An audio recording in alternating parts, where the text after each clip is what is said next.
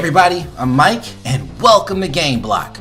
This is the show where you can find me deprived of sleep, slowly slipping into madness as I rant, rave, and ramble on and on about video game stuff. And occasionally, every once in a while, I'll give you a little bit of food for thought.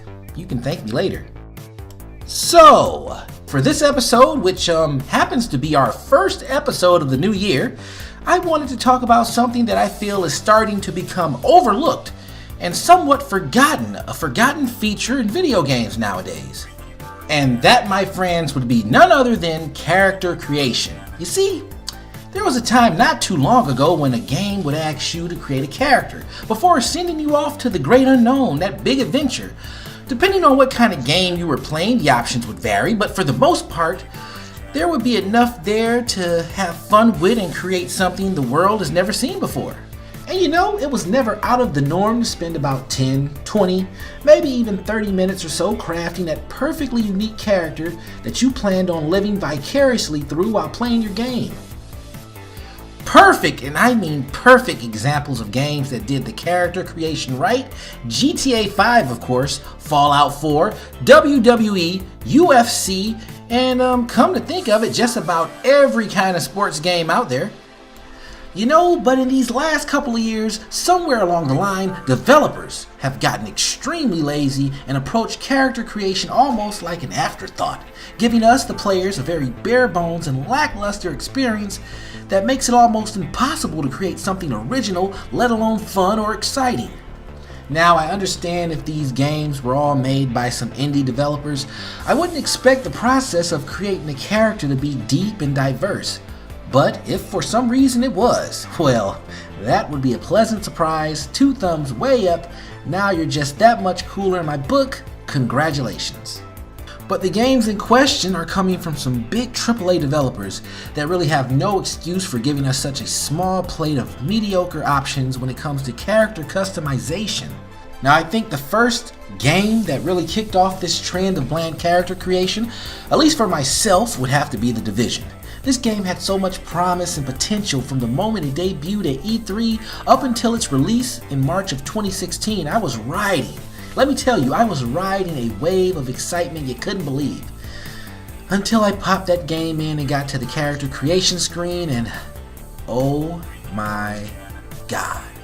I immediately noticed an underwhelming amount of options available from start, which is very unacceptable, just unacceptable.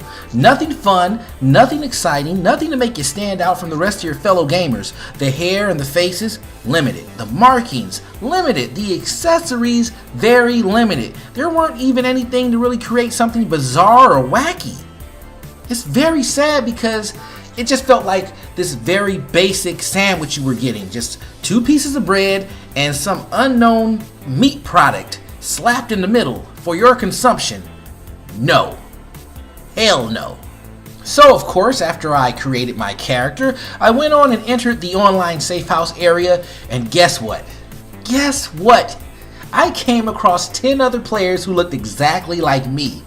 Oh my goodness, how did they know?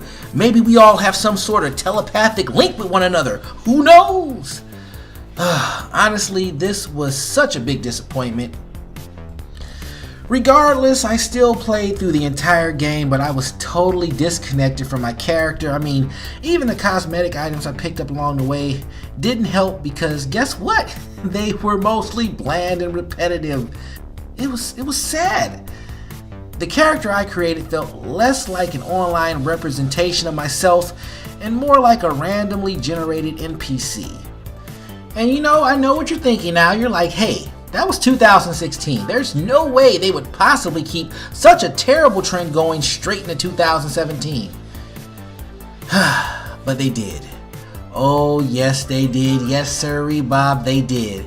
And this time they did it with a game you would think would have learned this lesson from part 1, and that would be Destiny 2. Oh my goodness, Destiny, why? Tell me why. Now with Destiny 1 I kinda gave a pass. Even though the creation aspect was a bit bare, your character had a voice and there was still enough diversity in terms of cosmetic items and shaders to make you stand out a bit as you played through the campaign, the strikes, the raid, and the crucible. So naturally, when part 2 was announced, I was super excited at the possibilities, the things they could possibly improve on going forward. Even the initial box art showed promise, as it pictured a diverse group of Guardians with their helmets off and one sporting, dare I say, facial hair?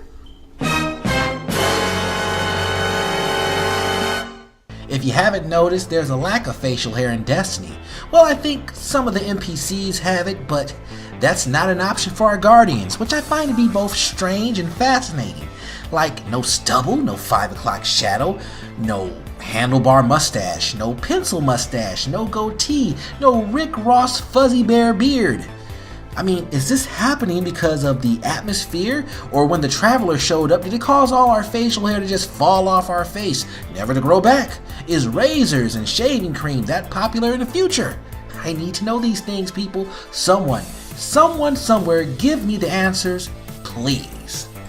So yeah, the no beard thing is very, very sad, but what's even more depressing is that they didn't even change or add anything drastically new to the character creation section at all. Nope, they just went on and tossed us that same bare bone basic setup from part 1. Come on, Bungie, you're better than this. You had all the time in the world to flesh this stuff out. Character creation should be given way more attention, especially seeing how our character doesn't have a voice anymore. Now our ghost does all the talking for us. Whoopity-doo!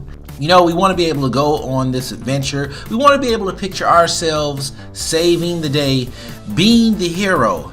But just like The Division, my character in Destiny doesn't feel original or unique in any way, shape, or form. Honestly, I don't feel like I'm the one going on this adventure. I feel more like the mindless sidekick to the ghost, who, if we're being honest, is the real protagonist in this story. Which brings me to my next question. What's the point of giving us the ability to create a character if you're not going to give us all the tools necessary to really go all out with it? I mean, come on, man. I might feel like wanting to create a character in the likeness of Lionel Richie and wander around the tower on Destiny at 3 in the morning while singing the lyrics to All Night Long from my headset. Before you know it, some of the players in the area hear my beautiful and soulful voice. They're like, who is that? They're so intrigued that a small crowd begins to form around me. It's at that point everyone begins dancing and cheering and celebrating in the streets as the Eververse store burns to the ground thanks to a beam of light that was shot from the Traveler. And then we all look up at the sky and we see that the Traveler has become Nicolas Cage. Oh my God! Nicolas Cage is the Traveler. The mystery is solved. We can all celebrate because we now know the truth of Destiny. Well, I think I've done enough rambling for now. But if you managed to make it to the end of this video, I would like to thank you. And if you found this video to be funny, interesting, informative, entertaining, silly, wacky, crazy, whatever, by all means hit that like button. And if you want to see more content like this, please subscribe, as there'll be many more videos on the way. Until next time, I'm Mike. Peace out, YouTube.